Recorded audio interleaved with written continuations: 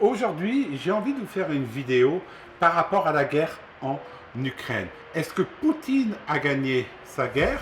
Est-ce que l'OTAN a bien réagi?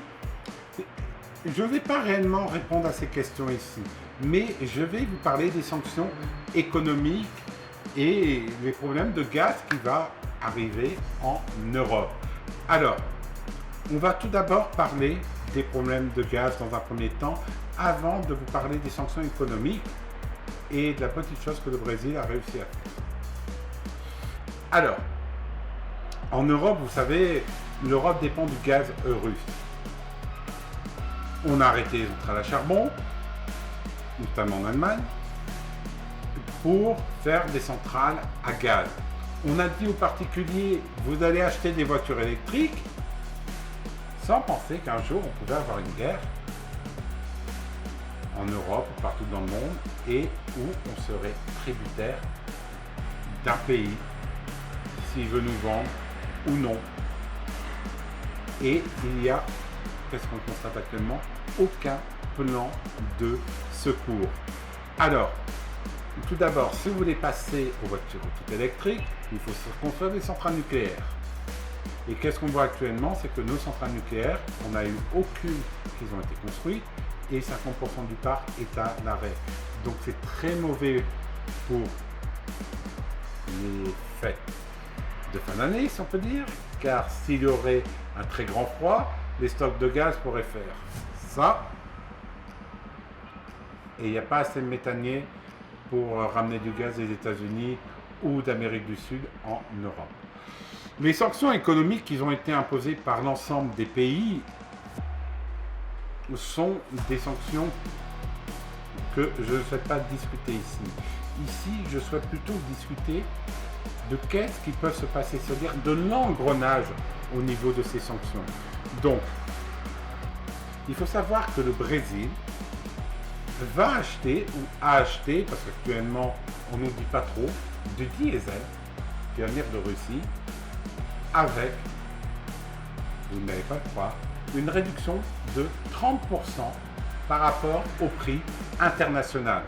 Donc, c'est comme si en France, on vous vend votre diesel 2 euros.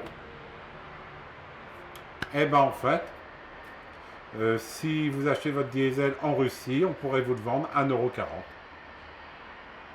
C'est qu'est-ce que le Brésil a fait. Ensuite, il faut savoir que le Brésil est très dépendant de la Russie, notamment au niveau de ses engrais.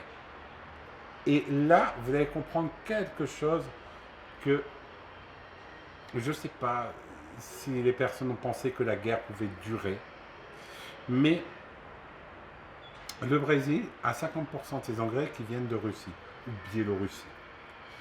Si le Brésil ne reçoit pas ses engrais,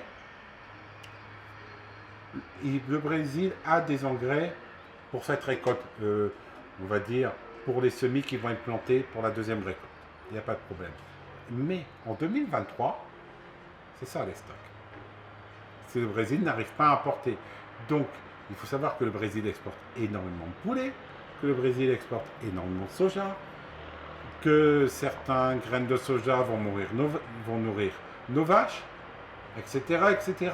Donc, on pourrait arriver dans une spirale incroyable où on aurait une inflation des prix, des denrées qui viendraient à manquer, et ça, c'est quelque chose de très, très grave.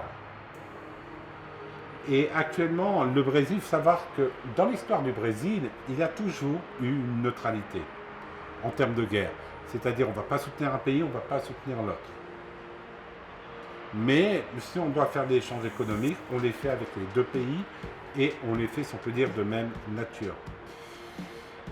Et actuellement, on constate que la Russie est peut-être en train de gagner son pari avec l'hiver. Car l'hiver, si on a un hiver rude en Europe, comme on l'a eu au Brésil,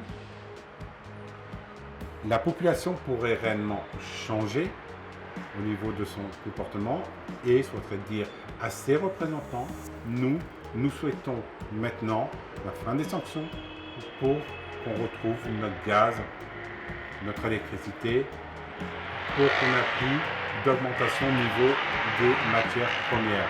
Et ça, c'est des choses qui peuvent se passer. Alors, comme vous voyez, ce conflit, c'est un conflit qui est au bord de l'Europe, mais en fait qui a une répercussion mondiale. Et même en Amérique du Sud, on le ressent.